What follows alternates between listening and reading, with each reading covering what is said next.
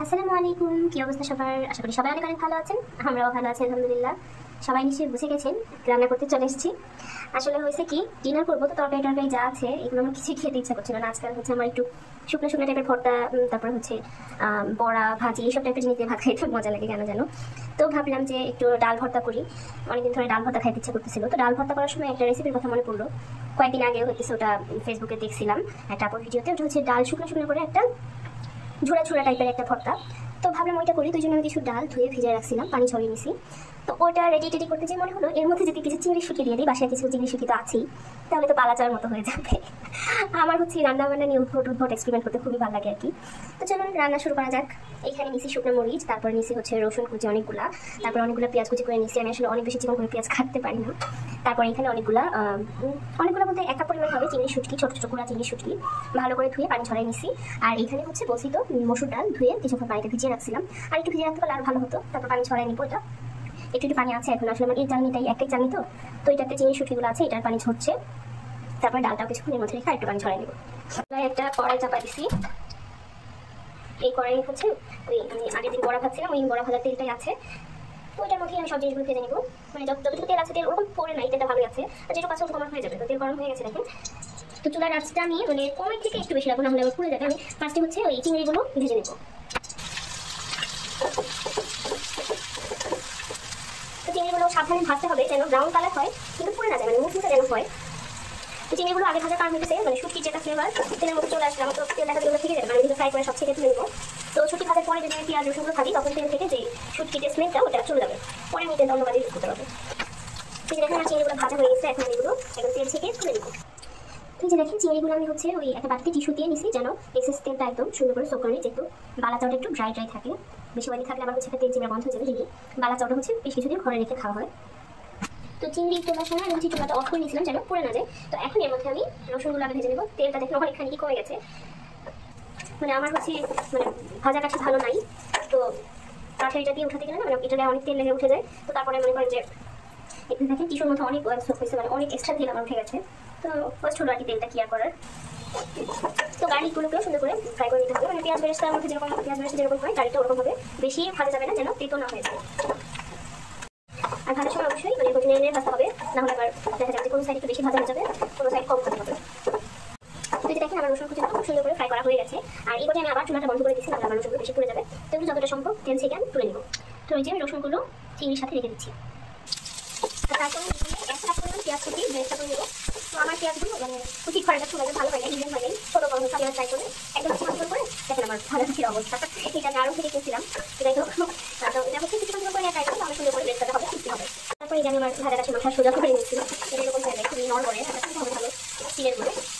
এই একটা জিনিসই আমার হচ্ছে কেনা হচ্ছে না, কয়েকবার দোকানে গিয়ে অনেক সুন্দর মতো পাচ্ছিলাম না। দেখি এটা হচ্ছে একদম বেসিক জিনিস, আর যদি সবার পাখি থাকে সেই জিনিসটা আমি বেশ কয়েকবার কেনার জন্য গেলাম, বাট মনের মতন পেলাম না। তো পেঁয়াজগুলো নেড়ে ফেলে সুন্দর করে বেরেস্তা করে নিতে হবে।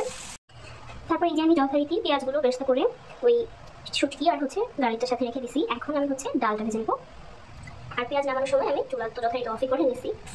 এখন হচ্ছে ডালটা একদম ক্রিস্পি করে ভেজে নিতে হবে,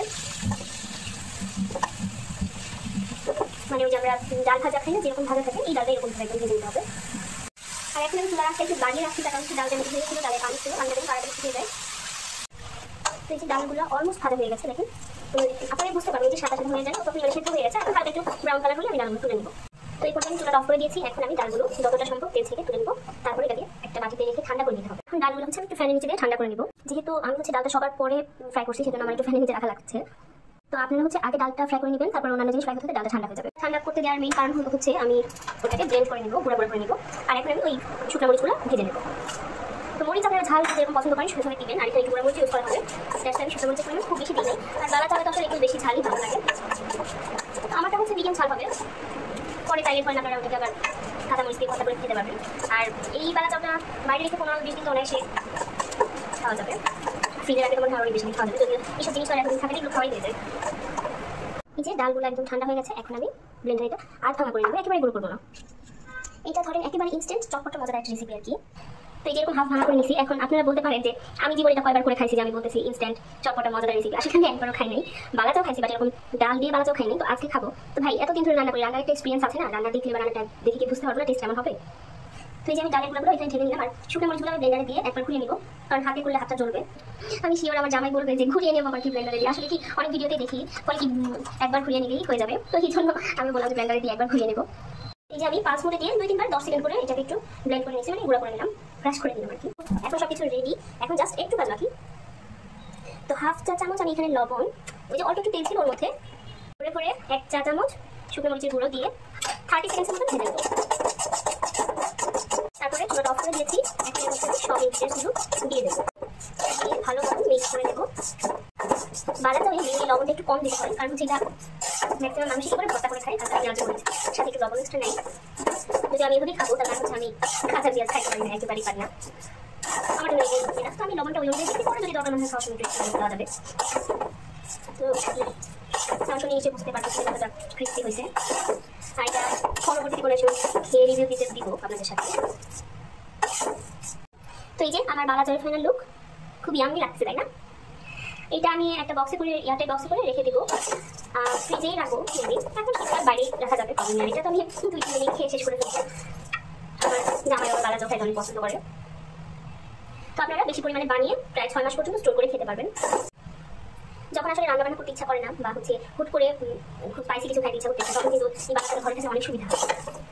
এই যে বাচ্চাটা আমি একটা এয়ারটাইট বক্সে ঢুকিয়ে নিছি, এখন এখানে আমি স্টোর করবো। আমার যদি ইচ্ছা হয় প্রতিদিন খাইতে থাকবো, আর যদি মনে হয় যে আজকে খেলাম কালকে খাবো না বা কয়েকদিন খাবো না, তো আমার যেটুকু বানানো হয়েছে আমরা মেবি আমি আমার জামাই মিলে 4-5 দিন খাইতে পারবো আর কি। তো আজকের ভিডিওটা এই পর্যন্তই।